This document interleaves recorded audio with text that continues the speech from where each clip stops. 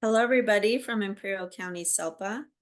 We see that we have friends from across the state. We welcome you to our final session of this Toolkit series.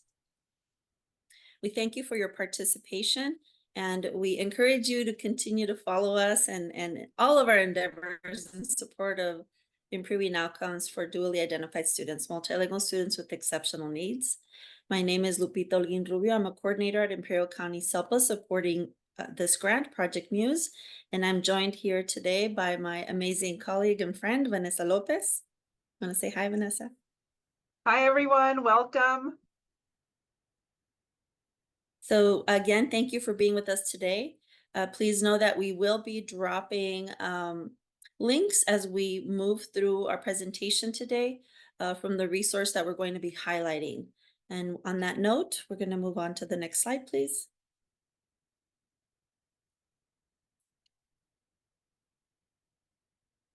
So as stated earlier, this is one of our final sessions. Actually, it is our final session from our series of our toolkit, Build Your Own Toolkit. We're going to highlight our resource, the Reclassification Workbook. Reclassification for dually identified students has been a hot topic since the inception of our grant 5 years ago, and it continues to be so. So we're happy to provide you with this 1-hour session where we highlight a resource that we think would be a practical, useful tool as you engage in conversations related to reclassification for your dually identified students. So in case you missed our last session focused on systems improvement, where we had the honor and pleasure of hosting our lead consultant, Dr. Deborah Monstoya, you have access to that recording and accompanying resources on this slide, as well as on our website in our archived recorded professional development modules. Next slide, please. So our focus today is going to be on one of the resources that was created in support of reclassification processes for dually identified students. So the resource that was created, and I'm going to give credit where credit is due, Vanessa created this resource to help facilitate conversations and deepen understanding of the different pathways as described by the Department of Education, designed to support conversations about reclassification for dually identified students. So this is the workbook that we're going to be highlighting today, and we will be giving you a little bit of time to explore it. In 1 hour, we know that it's not going to do it justice, but we do want to be able to highlight it and give you at least some time to become familiar with it, so that when you take it away, hopefully using the recording from this session, you're able to dive in and dig in and further inform your practices at your respective sites. So again, in order to access all of the resources that are directly linked onto the slide deck, you can use the QR code or the bit.ly link. We will be dropping it periodically throughout the session in the chat box. I'm going to do it right now one more time, just to give you access. Everything that we will be referring to, links and resources, particularly the Reclass workbook, can be accessed directly through our slide deck. So if this is the first time with us today, this is our team that comprises Project Muse. As mentioned earlier, Dr. Deborah Montoya is our lead consultant. Christina Zavala is our senior director. Both of these wonderful ladies have a background in school psychology, and so that's their contribution and lens to this work. Yours truly, Lupita Holguin Rubio. My background, although is not special education, my background is in general education, focusing on English learners. That's my lens, that's my contribution to this work. And I'm going to hand it over to Vanessa to give us a little bit of background on herself. Again, we're sharing this so that you can see the intentionality and the dynamic of our team. We bring in our multiple lenses to create this multidisciplinary team approach to all of the work that we do, create and produce and push out through this grant. Vanessa, it's all yours. Thank you, Lupita. Hello, everyone. Welcome. If you haven't joined us before, my name is Vanessa Lopez. I'm a coordinator here at the SELPA. My background being all things special education. I taught in one of our local districts for 18 years prior to coming to the SELPA 5 years ago. I've done all sorts of other things related to being a resource teacher, an academic support teacher, and instructional technology coach. and currently a coordinator here at the SELPA, also supporting this project, but also doing adapted physical education support and assistive technology assessment support. So just very active, very involved in all of the things. Um, However, my most important lens I feel that I bring into this equation is that of a parent of a child with a disability, an English learner with a disability. So it's really intentional, the makeup of this team, as we all bring our perspective, experiences, and lenses to truly take all of the viewpoints of the participants in all of our sessions that serve students who are dually identified to best improve outcomes for them. Lupita, back to you. So again, if you are new to us, if you are new to this series, it's important for you to know that our project, Project Muses, we are funded through the California Department of Education and CCE, the California Collective for Educational Excellence. We are one of several special education resource leads, and our focus is related to dually identified students, multilingual learners who are also students with an IEP. So that has been our focus for the past 5 years. We were very fortunate and grateful to have been offered an opportunity to continue this work. This is a second round of our project, and we're happy to report that this round we are being very intentional and collaborating with the other state agencies, not only the special education resource leads.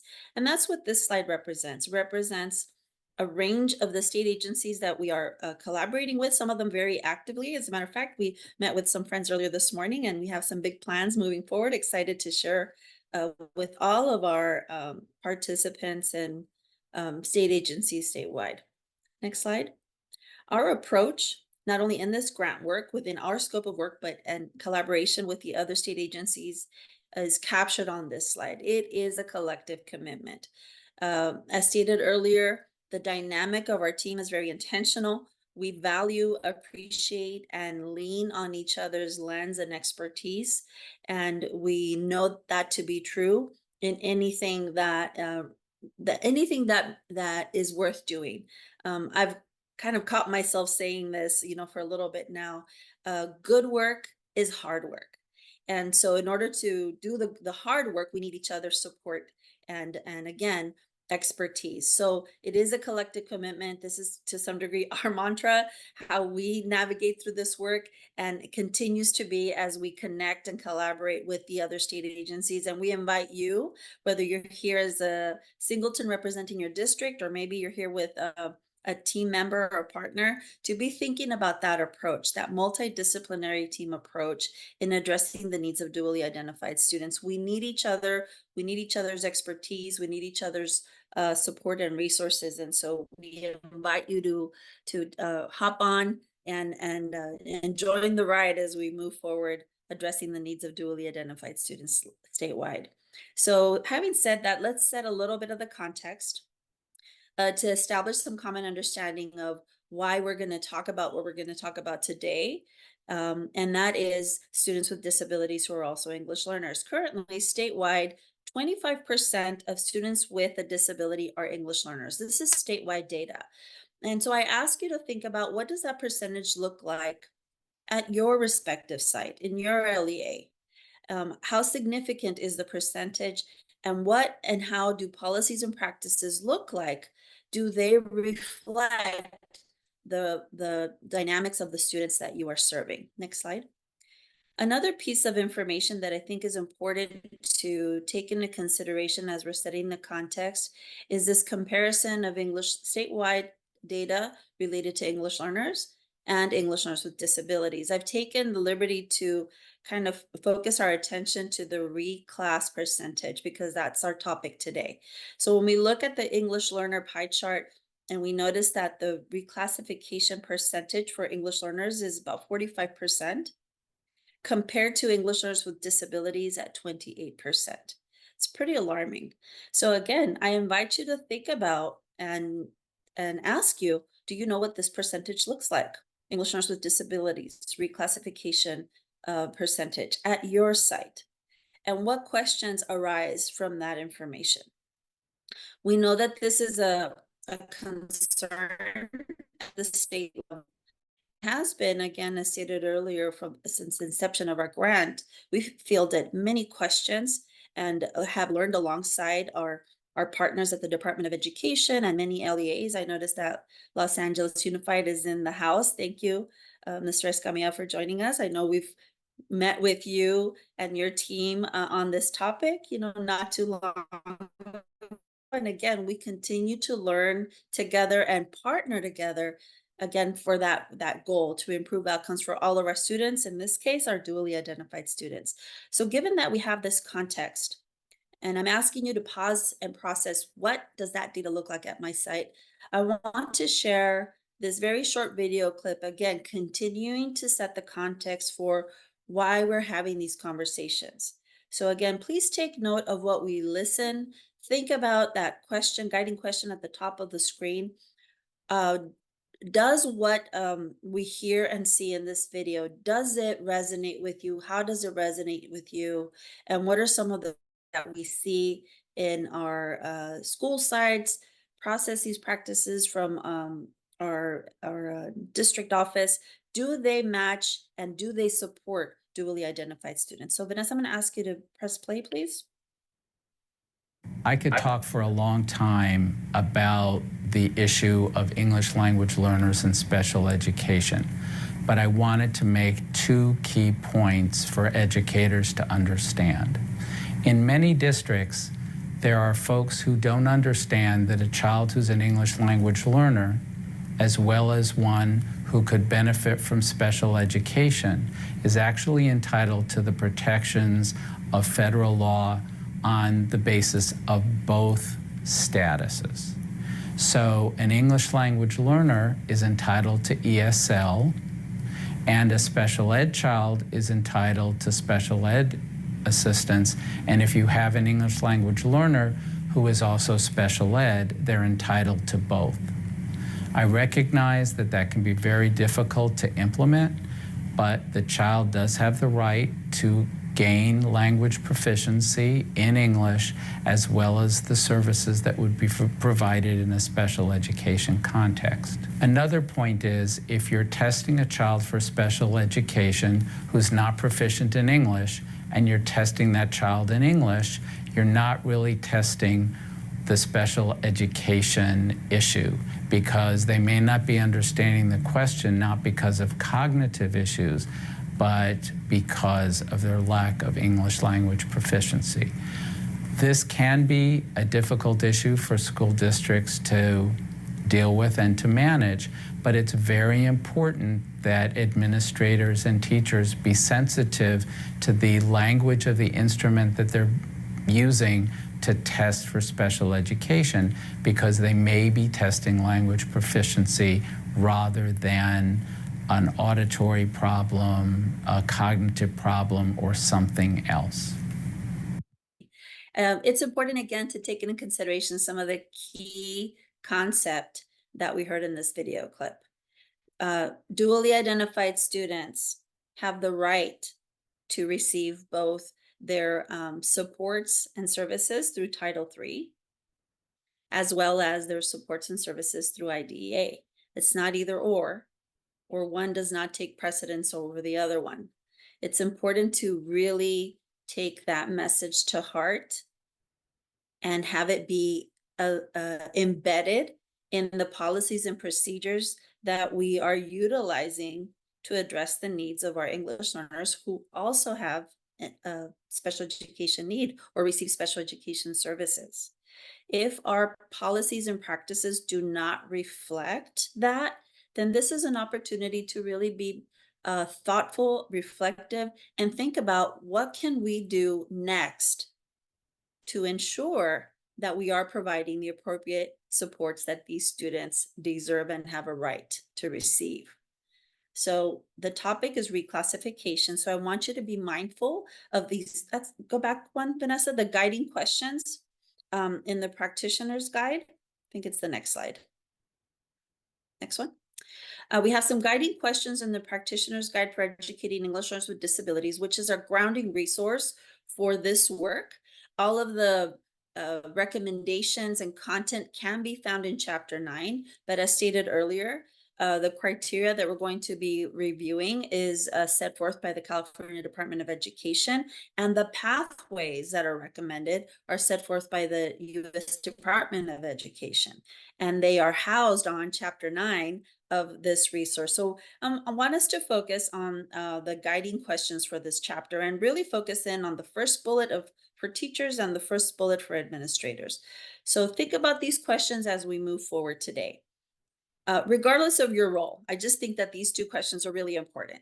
How can we appropriately apply our English learner reclassification criteria for English learner students with disabilities when making reclassification decisions? As stated earlier, do our policies and practices take into account our dually identified students?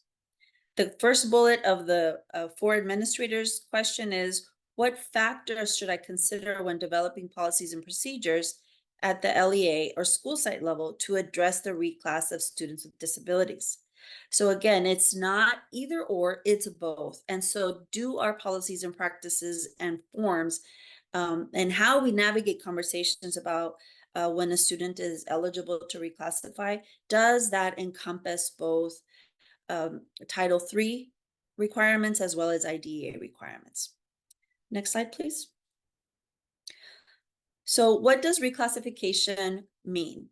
In essence, the reclassification process ensures that an English learner is now eligible and is capable of accessing content without the linguistic supports that are required to Title III, meaning that they have demonstrated proficiency in language, academic English, and are able to access the content across the curriculum without specific supports, English learner supports. It doesn't mean that they no longer need supports. We all do, right? All learners need supports. English only students need supports to access content, but we're being very specific about the specialized supports described through Title III. So in essence, we're saying this kiddo who is an English learner has already met not only the criteria set forth by the Department of Education, which we're going to go over in just a minute, but is also demonstrating sufficient progress in English language acquisition to the degree that he or she no longer needs, these specialized supports to access content. So it's really a big responsibility, huge responsibility to ensure that students are absolutely ready to be reclassified. And when they are, it's a big responsibility to ensure that they are. So we're going to go over the criteria and the pathways. I'm going to walk you through the criteria set forth by the Department of Education, and then Vanessa is going to walk you through the pathways. So I just want to say up front that the pathways are all relative to criteria 1. I'm going to walk you through the 4 criteria, but we really are going to focus specifically on criteria 1 when we walk you through the pathways. I just want to say that up front, just for the sake of some guidance in organizing the information that we're going to be sharing with you today. So currently here in the state of California, there are 4 criteria in which LEAs are using to determine eligibility for reclassification. As you can see on this slide, the 3 criteria 2, 3, and 4 are locally determined, meaning that every LEA in the state of California has in their policy, in their EL master plan, what the reclassification criteria for English learners looks like, and criteria 2, 3, and 4 are locally determined. The LEA determines what tool they're going to use for teacher evaluation, what process or tools they're going to use to engage parent involvement and inform them of the reclassification process, and what tools or measures they're going to use to meet criteria for student performance. The only criteria that is not locally determined is criteria 1, which is the English language proficiency assessment. In the state of California, that is the LPAC and the alternate LPAC for English learners who are eligible eligible to be using the alternate LPAC. Next slide, please. I'm going to walk you through each of the criteria, and then we're going to take a deep dive into the pathways related to criteria 1. So as stated earlier, the only criteria that is not locally determined, meaning LEAs shall not use something other than the LPAC. You can use the LPAC and other language assessments, but you can't substitute a language assessment for the LPAC. So the criteria 1 is the use of the LPAC, but not limited to the LPAC, to determine language proficiency. So here's another element of criteria 1. All English learners, including English learners with an IEP, must demonstrate a level 4 on the LPAC in order to be eligible for reclassification. If the student is eligible for the alternate LPAC, that student must demonstrate an overall score of a level 3 on the alternate LPAC.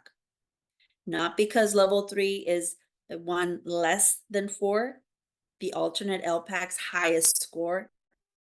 Criteria 1 is criteria 1 for all LEAs, for all English learners, including English learners with disabilities.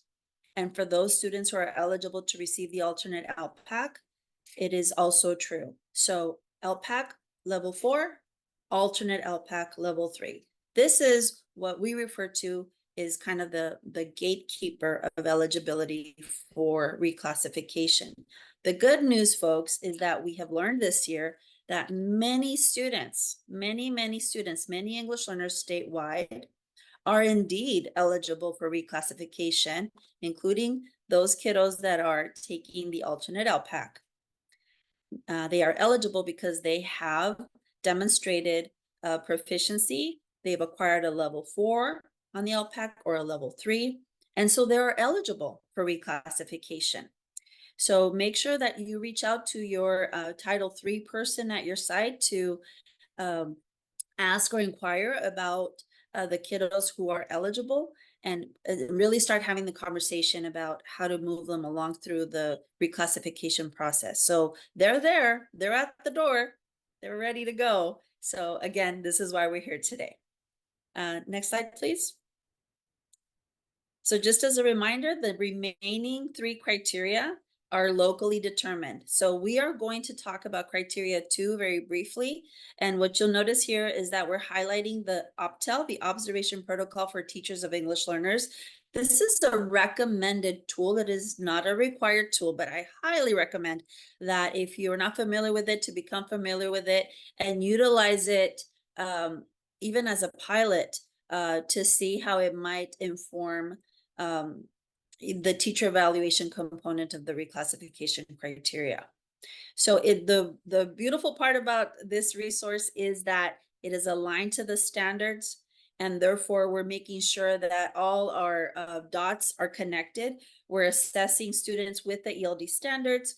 We're assessing students with the LPAC that's aligned to the ELD standards, and we're utilizing the observation protocol for teachers of English learners, the OPTEL, which is aligned to the ELD standards. So it just makes sense, right? It makes sense to utilize tools that are designed with the resources afforded to us to ensure kiddos are progressing linguistically. So criteria 2 is a teacher evaluation. Perhaps the question here is, what does that look like at my site for dually identified students? What tools or processes are identified to capture information, the teacher evaluation, to inform reclassification for our students? And is it taking into consideration our dually identified kiddos? Criteria 3 is parent consultation.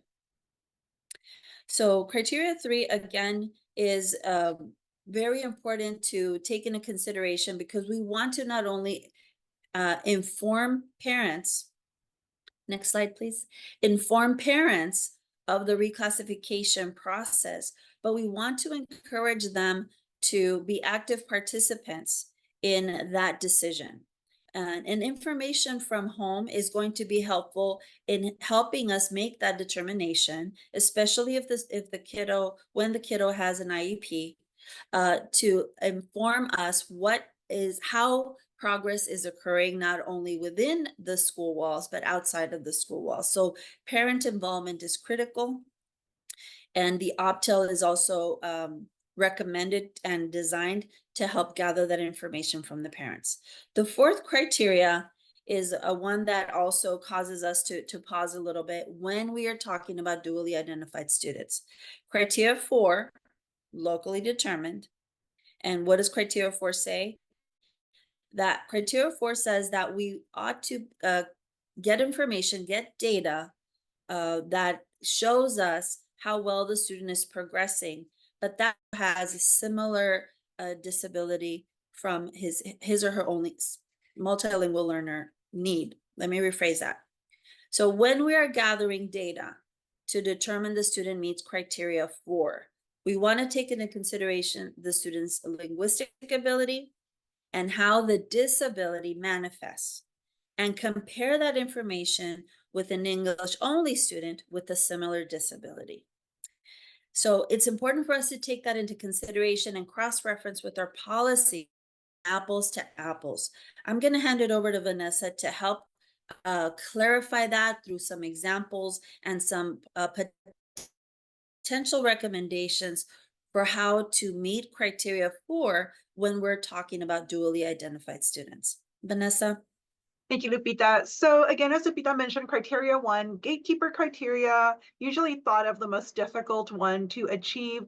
Criteria 2, 3, and 4, locally determined, EL master plan. Let's focus in on criteria 4. Criteria 4 is all about those basic skills of student performance, right? So it's usually here that some of our students have difficulty meeting this fourth criteria, and therefore there's a lull or a pause in the reclassification process. So I want you to consider the following. When we are talking about students with an active IEP, students with a disability, we want to ensure that we truly are comparing students who are English learners with a disability to students who are English only with similar disabilities. Therefore, ensuring that in our EL master plan and our reclass criteria, we call out that fact. It is not mandatory that the only measure for criteria 4 be the SBAC or the CAA. It could be one of multiple layers of criteria or considerations for the teams to keep in mind. So for example, a student who takes the SBAC, you would want to compare that to a student's score who was English only with a similar disability. Say both have a primary for SLD and a secondary for SLI. That way you can compare. We've seen additional measures such as the SANDI, where you can select a comparison by disability if the SANDI is an assessment your school district is utilizing, or any other assessment measure to prove basic skills. We've also seen the WJ4, which is an annual assessment that is given to students as part of the academic assessment portion of the IEP development when you're reviewing whether it be the plan review or the eligibility review, and comparing students who are English learners with a disability to a student who is English only with a similar disability. So wanting to make sure that we keep that in mind as we're considering criteria 4, because that really does go hand in hand with the pathways that we're going to jump into in a couple of seconds. So here is a question. Is reclassification the responsibility of the IEP team for English learners with disabilities? Think about it. Give me a thumbs up, thumbs down, don't know. You can use your emojis. Tell me yes with a Y, no with an N in the chat. What are we thinking?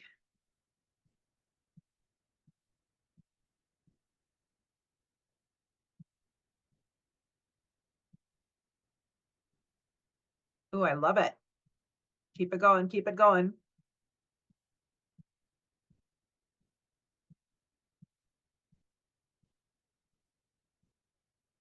And survey says That, like many things in special education, isn't as easy as a yes or no.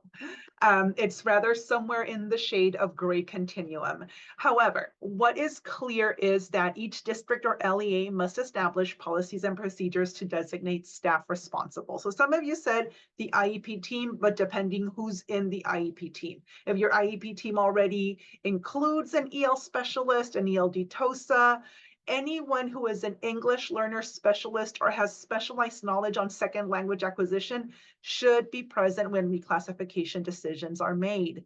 Why? Because as Lupita mentioned earlier, we are actively removing English learners supports when we're saying that the student is able to be reclassified. So again, it's a yes and a no, but more of a combination. Thinking back to that video that was shared earlier, where we're not having competing initiatives where what the IEP team says goes or what the reclassification team says goes, but rather coming together to determine what is most appropriate for the student, given that criteria 1 is met and that criteria 2, 3, and 4, as established in your locally determined EL master plan, are in place. Okay, so a lot of our work really is anchored on the multidisciplinary team approach, and reclassification is no different. So why is it important? Because when we're looking at criteria 1, which is English language proficiency assessment, a multidisciplinary team must come together to determine which pathway is going to be utilized to establish criteria 1. So criteria 1 are pathways to reclassify, has 3 pathways to reclassification. Pathway 1 is taking the LPAC, the OG LPAC, with or without accommodations. Pathway 2 is for English learners who have a significant cognitive disability. And this determination is made via the multidisciplinary team approach in the IEP team meeting. And then finally, we have pathway 3, which is all about the OG LPAC with domain exemptions. And this is, we're finding out is like a well-guarded secret or something not usually discussed. And we're going to give you some tips on how to make some determinations related to pathway 3 when you bring your multidisciplinary teams together to determine which pathway is most appropriate. So I'm going to repeat this ad nauseum because it's important that we realize the following. All of the pathways we're going to share with you right now are all for criteria 1. Okay, criteria 1, English language proficiency assessment, either the OG LPAC or the alternate LPAC. Pathway 1, I want you to focus in only on the LPAC, traditional LPAC. So pathway 1 is for English learners with disabilities or those without disabilities. The majority of our students are going to follow pathway 1. We know that in order for students to access accommodations in the LPAC, we need a 504 or an IEP. However, designated supports and universal tools available for everyone.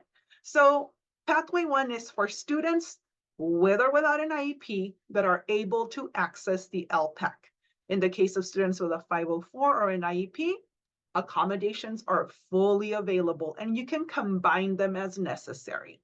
How do we make that determination? Well, we want to start thinking by domains, right? So because our focus is English learners with disabilities, I'm going to focus in on students who would have access to the U's, the D's, and the A's, universal tools, designated supports, accommodations. So the LPAC assesses 4 domains. So if we're thinking of a student with an active IEP, we want to consider what that primary disability is or that secondary disability is if there is one. And we want to think of how it is that that disability manifests in each of the 4 domains. Why? Because that is going to help us determine which accommodations combined with universal tools and designated supports are going to support the student accessing the LPAC and truly demonstrating what it is that they know. It is also important for us to consider that the overall score that is generated for the LPAC takes into consideration the individual domain of listening, speaking, writing, and reading. It truly is a composite of all 4 domains. I want to call your attention to how it is that this graphic here is divided. I want you to look at the top section here, where the listening and the speaking domains are part of the oral language performance area, and reading and writing are part of the written language composite. So when we're thinking about selecting accommodations, I want you to think of manifestation of disability and these different domains. So here are 3 guiding questions. So the purpose of today's session is to provide you with a takeaway tool that you can use yourself or with a team. And it's important for us to have some guiding questions so that we can delve deep into this discussion. Question number 1 that I would want you to consider as you take this resource back to your teams is, how does the disability manifest? How does it impact each domain? And what supports may be necessary to access the curriculum? I always tell the story of how when I was in the classroom back in, just back in time, I would select every single accommodation I could. Yes, even abacus. When I taught students how to use an abacus, I cannot tell you because I did not. However, I selected it. So being intentional and thinking about the disability, how it manifests and how the domains are being assessed is critical, and selecting those tools. The other step that I'd be remiss not to mention is to ensure that we are utilizing these accommodations when we are teaching, so that then these skills and access issues can become more generalizable for the student, because sometimes how we teach them in the class may not be how it is assessed. So we want to be well aware of how it is that it's assessed. So here are a couple of tools also that, although they're not embedded in the reclassification workbook, are a great resource for teams as they're determining how to determine what accessibility resources are best for students with disabilities with an IEP or a 504 plan. And that is linked right here in this slide.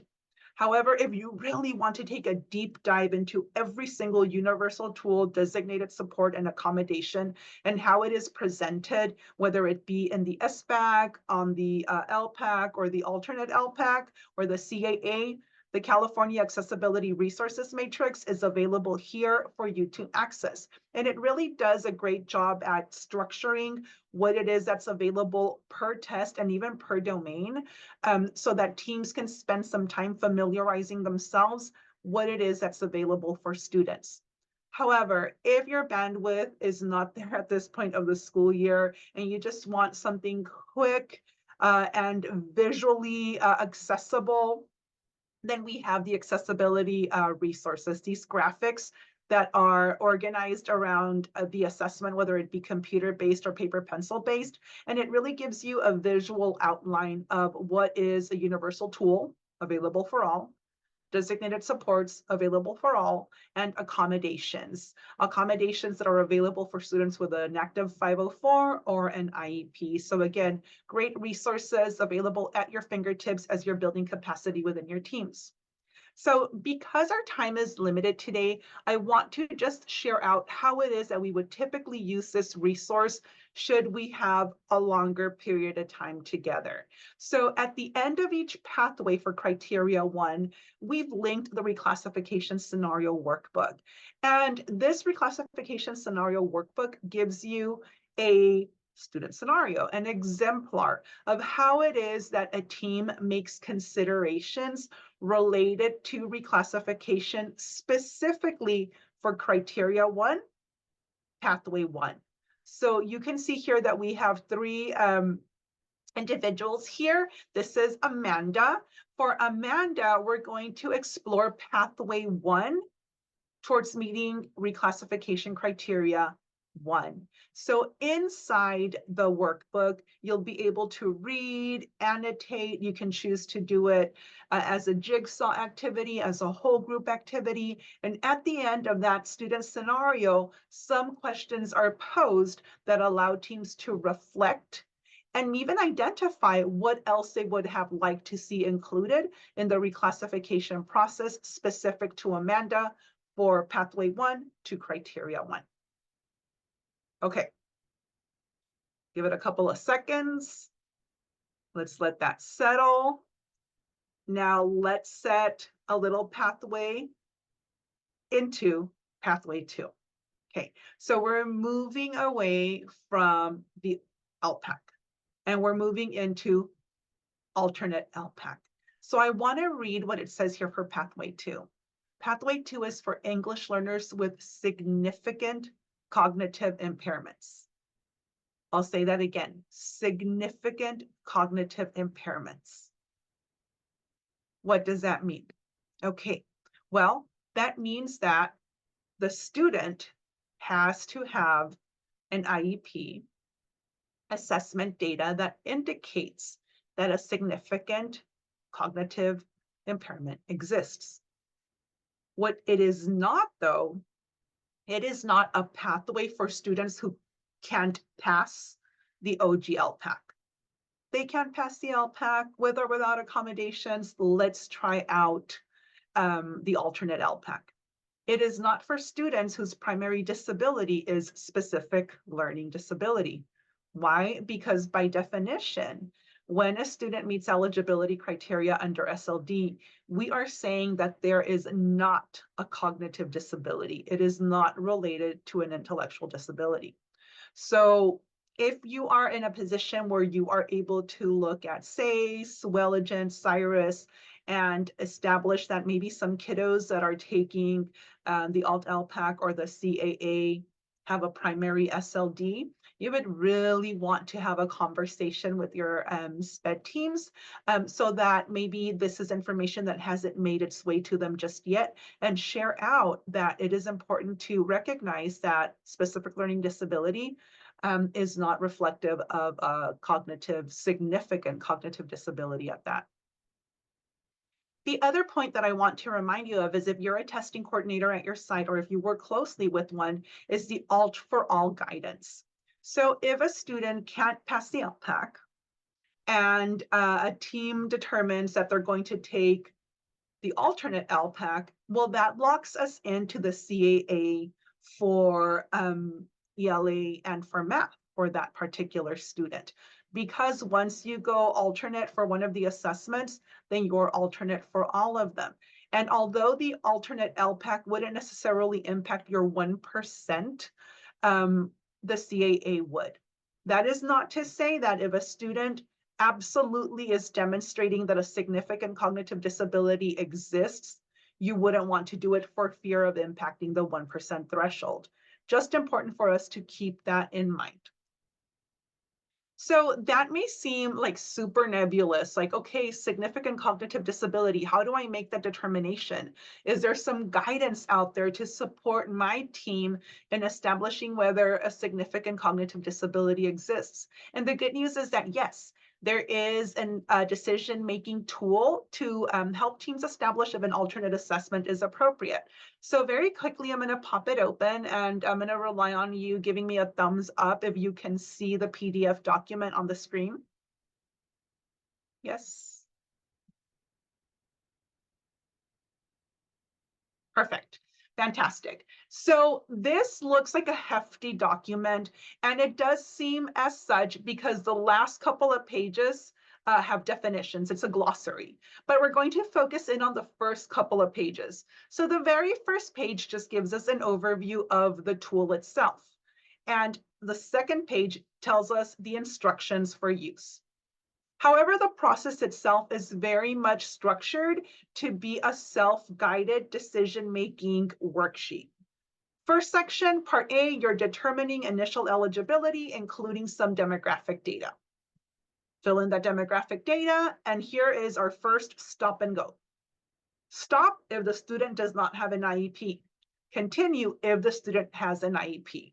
So already I know that if I was considering a student without an IEP or a student with a 504, an alternate would not be appropriate for them. A student must have an IEP. That's part A. Part B, we are going to review the student's established disability, okay? If it's for SLI or SLD, not eligible. So that's our second checkpoint. However, if we go to this part of the decision-making confirmation worksheet, And we have a student who meets eligibility criteria under deafness, hearing impairment, emotional disturbance, orthopedic impairment, other health impairment, or visual impairment. Then rarely will they be a need for a significant cognitive disability assessment. However, let's continue forward to establish if there are a combination of disabilities that actually present as a significant cognitive disability by moving on to Part B. So in Part B, we're determining whether the student has a most significant cognitive disability, and we do that through rubrics. We're using these rubrics on a variety of domains. So the first domain that we are assessing, again, holistically via this rubric, are skills that are necessary to communicate, apply academic skills, etc. So you would score where the student is in the conceptual domain and keep track of the points. Same thing with the social domain. Here we're talking about social competence, self-esteem, naivete, social problem solving, etc. Score it, add those points to the previous section. Same thing applies with the practical domain. So when you are scoring the characteristics of the students, now you're going to have a total amount of points. If the student scores 10 or fewer points, then the student is not eligible. If the student scores 11 points or more, the student has a most significant cognitive disability. You then continue with Part C, and here is where you determine if the student requires direct individualized instruction and substantial supports that go above and beyond basic supports that are provided, as well as assistive technology and the level of that requirement, so that we can again keep in mind the points that are tallied up at the end to be able to either stop or continue to Part D. So in Part D, the team would then document any additional concerns and finally make that determination that the alternate assessment is appropriate. I have to say that it is a very complete document. However, it is not a required document. I would suggest that you utilize it to start building that fluency and that understanding as to what truly constitutes a significant cognitive disability. This is guidance that is structured so that teams can engage in reflective conversation, not for just one individual to fill out. Again, using the multidisciplinary team as that backbone to that discussion to make the appropriate recommendations for assessment for our students. So again, just very quickly in a one-pager, the sections that I went through, the alternate decision confirmation making worksheet, establishing eligibility, is there an IEP? Is there a significant cognitive disability in the conceptual domain, in the social domain, in the practical domains? Do students need specialized, individualized instruction that are aligned to the connectors? And are extended and substantial supports required to be able to access content? So should a student be found eligible by team after discussing, meeting, and taking a look at the student as a whole, how the disability manifests and whether a significant cognitive disability exists, then we are making the determination that the student should be receiving ELD instruction via the ELD connectors, which are aligned to the ELD standards but are presented in a way that are more accessible for students with significant cognitive disabilities that will be taking the alternate LPAC. And these are linked here because if you are anything like me, I was not aware that these existed until like maybe 4 or 5 years ago when I came on board to the SALPA. So these are available here for you to peruse or to share out with your teams, however you feel is most appropriate for where your team is in this journey of becoming familiar with the alternate LPAC and those ELD connectors. Because the other element that we take into consideration here are the communication modes. In the alternate LPAC, we don't necessarily assess the domains individually, not listening, speaking, reading, writing, but more as composites, receptive language and expressive language. Receptive language being reading, listening, expressive language, writing, and speaking. So I want you to keep this in mind, because here is where preferred modes of communication come into mind. Some of our students may not communicate the same way you and I do. So for these students, there are a lot of ways that they can access the alternate LPAC. They are allowed to use any device that they might be using, like a Dynavox switches. You can program their iPad. You can have a communication binder, a slant board. Whatever it is that the student utilizes to communicate is allowable in the alternate LPAC. And should a way that a student communicates and engages with content in a receptive mode, receptive language mode, or expressive language mode not available as the assessment is designed, you can always request an unlisted resource by reaching out. And I would encourage you to do that, to reach out to CDE, because a lot of the accommodations that are present now in the matrix are those that have been recommended by teachers that they were using in classrooms for their students that were not part of the accessibility resources matrix, but through requests and evaluation of these requests have been found to be appropriate for the assessment. So again, feel free to use all of those ways to request supports for students so that we can truly be assessing their language and not necessarily the disability.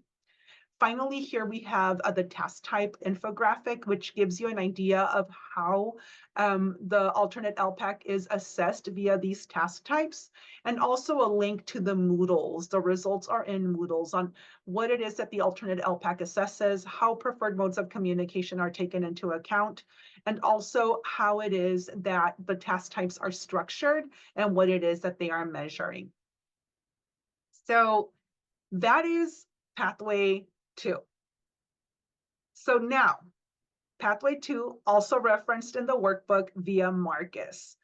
Same structure, student scenario, some guiding questions in there for your teams to discuss so that you can make any recommendations, determinations, reflections on what it was that was taken into account to reclassify Marcus as a student who takes the alternate LPAC. Finally, pathway 3. Pathway 3 is all about the LPAC for students with a 504 or with an IEP. So pathway 3, 504, IEPs, OG LPAC. What does that look like? Well, we know that for some students, we may need to domain exempt. We may need to domain exempt either listening or speaking, reading or writing. And we do that only when a domain is not accessible. Even after you've exhausted the use of universal tools, designated supports, accommodations, and every combination thereof, still the domain is not accessible. So in order for that to happen, though, we can only domain exempt one per composite, either listening or speaking, not both, either reading or writing, not both. It is possible to generate an overall score with only one per composite, listening and writing, speaking and reading. You need at least one per composite. So how would it be that I would make that determination? So I'm going to give you some clear-cut ones that don't take really a lot of mental gymnastics to figure out, right?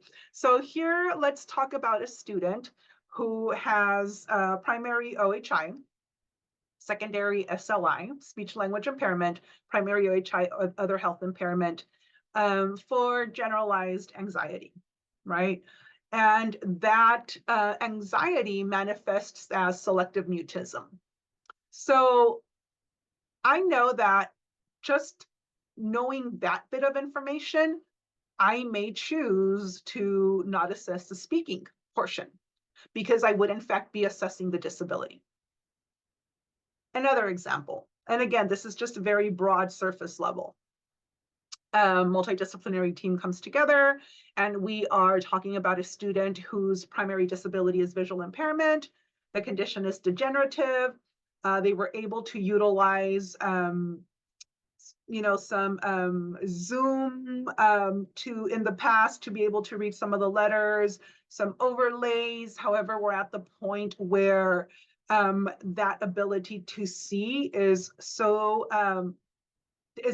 deteriorative at this point that the student is having to learn Braille. However, they don't have that level of fluency with the Braille just yet. So they're in between. They're in this space where they cannot see yet they cannot read Braille just yet. So maybe reading would be appropriate. However, there's some more nuanced conversation where the multidisciplinary team is having to pull back historical LPAC data, and where they might be looking like, you know what, here's a kiddo with specific learning disability that consistently has been missing that 4. Consistently has been missing that 4, and it's all because of the writing. Okay, I see that every year for the past 3 years, it's been a 2 in the writing, a 2 in the writing, a 2 in the writing, 3s and 4s in all the other domains. However, we don't stop there. We take a look at the IEP. We see that they have linguistically appropriate goals and objectives. They have linguistically appropriate goals and objectives in writing consistently. And either they're not meeting the goals or only making progress, but falling short of meeting those goals. So in a situation like that, depending on additional bits of information the team brings together and discusses, it may be that the writing domain may be exempted. So again, may be exempted through the discussion of the multidisciplinary team. So if you're wanting a little bit more specific guidance on that, there is actually a resource for that. So this resource is developed for teams to build considerations around the LPAC for accessibility. So this resource is linked and available here so that teams can utilize it as a guide where they're discussing and reflecting upon whether a domain exemption may be appropriate for students. And again, same structure with pathway 1 and 2 in the reclassification workbook. Here we have student who is taking the LPAC and is domain exempted, and teams are considering reclassification for Jaime. So that information is included there for you in the workbook so that you can take it back and share with your team. So as a reminder, recap, criteria 1, only 2 assessments allowed in the state of California. OG LPAC, alternate LPAC. Pathway 1, LPAC with or without accommodations. Pathway 2, alternate LPAC for students with significant cognitive disabilities. Pathway 3, OG LPAC with domain exemptions. And what is in common with all of these is that this is typically that gatekeeper, and MDT's multidisciplinary teams should be coming together to determine what is most appropriate for our students so that reclassification is truly an equitable process that allows students a pathway into it. So again, reflective questions that we've tagged in here at the end so that you can utilize with your teams as you are going through the reclassification workbook, because once we reclassify, we are not done. We are required to monitor the progress of students who have been reclassified. And for students with disabilities, we do have the support of the IEP to embed some additional supports. However, we know that English learner is not a disability category. So I would caution against utilizing the IEP as like a net to provide linguistic supports, because again, like I said, being an English learner is not one of the 13 distinct disability categories, and we should access what exists as tiers of instruction and intervention to provide the necessary supports to our students. Again, pathways are there available for you to access. And I know we ran a little bit over time, but we would really appreciate if you stick around for a second or two to complete this quick Survey Monkey, as your feedback really helps us refine and fine tune the work that we do to support all of you. We love receiving your feedback. We read every bit of it, and we try to incorporate all of your suggestions for future offerings. We thank you, and I've seen a lot of the same names that I saw today over our previous sessions, so I welcome you in the future, and I thank you for being so engaged and devoted to this work, which is improving outcomes for English learners with disabilities. please, please, please visit our website so that you can access the previous sessions. And that's what you need. Know that we've linked all of the resources there as well. So if you want to engage in a community of practice with your local teams, know that those videos are there with the slide decks and all of the additional resources. And thank you, thank you, thank you. Visit our website to access all of the resources referenced today and then some. If you want to contact Lupita, Christina, Debbie, or myself, email us at our shared email account, or go to X, previously known as Twitter, to drop a quick message and to keep abreast of some of the upcoming offerings. Thank you so very much. We appreciate you, and we'll stick around as much as you need us to. And I'll go ahead and I'll stop recording if anybody has any questions, and we'll keep those questions in the vault. Let's stop recording.